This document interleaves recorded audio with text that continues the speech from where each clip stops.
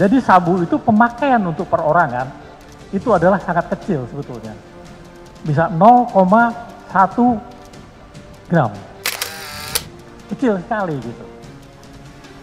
Jadi kalau 1 kilo saja sudah bisa membunuh 1 juta orang. Kalau nanti dia terbukti misalnya saja terlibat dan dialah yang memerintahkan agar supaya bawahannya itu menjual narkoba dan sebagainya, yang itu bagian daripada barang bukti, saya kira itu termasuk kategori yang berat. Kan itu nanti resikonya adalah hukuman mati gitu ya. Pendapat saksi ahli yang didatangkan jaksa menguatkan dakwaan jaksa kepada terdakwa Teddy Minahasa. Teddy didakwa pasal 114 ayat 2 Undang-Undang Narkotika dengan ancaman hukuman mati atau minimal 20 tahun penjara. Hukuman mati bagi terdakwa kasus narkotika dinilai layak lantaran efek buruk yang mematikan bagi generasi muda. Saksi ahli Badan Narkotika menjelaskan efek mengerikan dari sabu yang diedarkan oleh Teddy dan komplotannya. Berikutnya ahli, saya ini hanya kepingin pengetahuan juga dari ahli, mengingat reputasi ahli begitu panjang berkaitan dengan narkotika ini. Mungkin dapat ahli gambarkan atau terangkan di sini, kalau ada barang bukti atau kalau ada barang narkoba 1 kilo saja, itu bisa nggak terbayangkan bisa disampaikan oleh ahli berapa bisa memakan korban terhadap generasi kita? Bisa ahli sampaikan, karena mengingat pengalaman ahli di bidang narkotika ini. Oke, ya terima kasih. Saya akan coba. Jadi untuk jenis ini narkotika ini kan banyak jenisnya, Pak. Ada mulai dari yang zaman dulu itu yang terkenal adalah heroin, ya, morfin. Tapi zaman sekarang ini yang terkenal kan sabu. Sabu. Dan kebetulan ya ini yang kita bahas juga jenisnya sabu. Jadi sabu itu pemakaian untuk perorangan itu adalah sangat kecil sebetulnya. Bisa 0,1 gram. Kecil sekali gitu. Jadi kalau 1 kilo saja sudah bisa membunuh 1 juta orang. Bayangin kalau 5 kilo itu berarti sudah membunuh 5 juta orang. Ini kira-kira hitungan kasarnya demikianlah yang saya sampaikan. Jadi ini kita sebagai warga negara Indonesia betul-betul ingin menegakkan hukum narkotika ini dengan selurus-lurusnya sesuai dengan undang-undang yang berlaku di Republik ini. Kejahatan narkotika merupakan kejahatan yang serius, sehingga tindakan negara juga harus tegas dan keras terhadap kejahatan narkotika.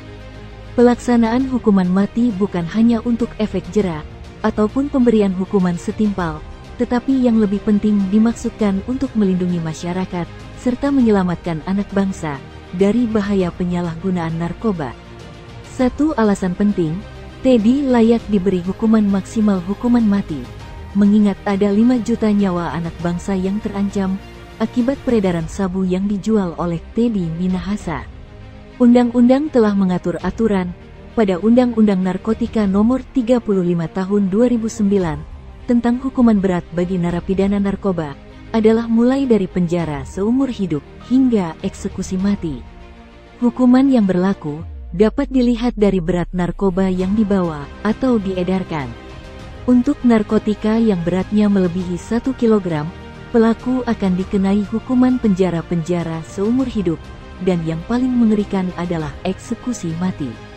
Hukuman tersebut juga tergantung motif dan seringnya ia melakukan tindak pidana yang berhubungan dengan narkoba. Hukuman Teddy bisa saja semakin berat, mengingat dirinya tak mengakui perbuatannya dan memberi fakta yang berbeda dengan saksi-saksi yang lain.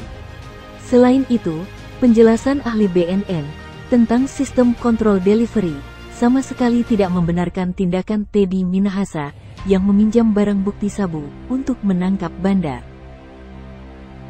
Kalau yang sekarang berlaku di kontrol delivery di Indonesia Ini umumnya adalah kontrol delivery yang kita lakukan dengan perusahaan-perusahaan kargo yang ada di Indonesia, Pak.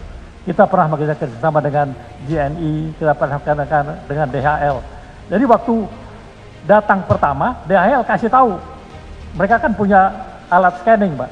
Pak, ini barang narkotika, Pak.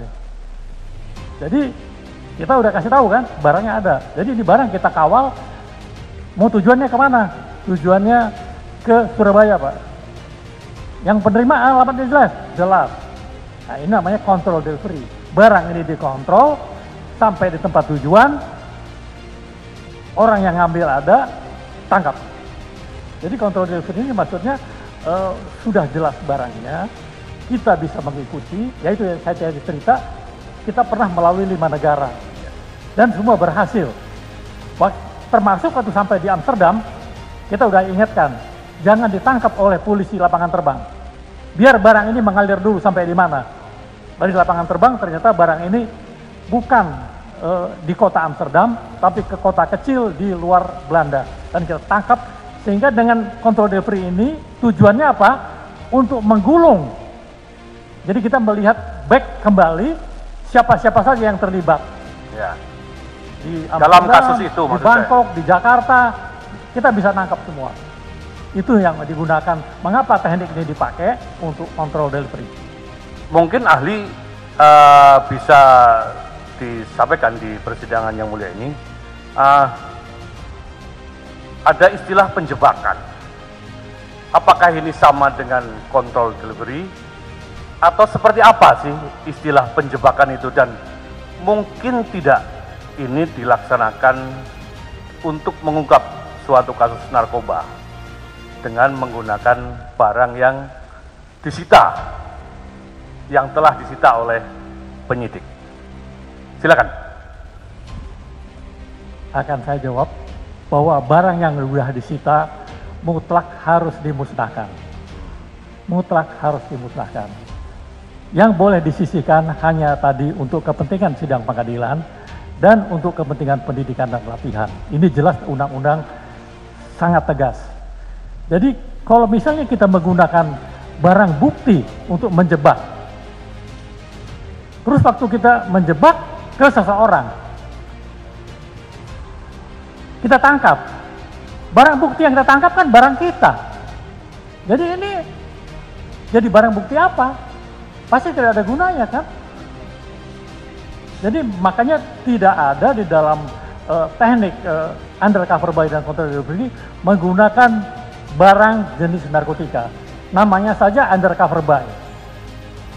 Jadi itu harus dengan uang. Kita beli. Jadi di dalam teknik ini kita tidak mengenal undercover sale. Ya, kita. Berarti kita menjual barang bukti, terus kita tangkap. Barang buktinya kita punya. Siapa yang mau jadi ininya? Tersangkanya. Orang tersangkanya nanti kan.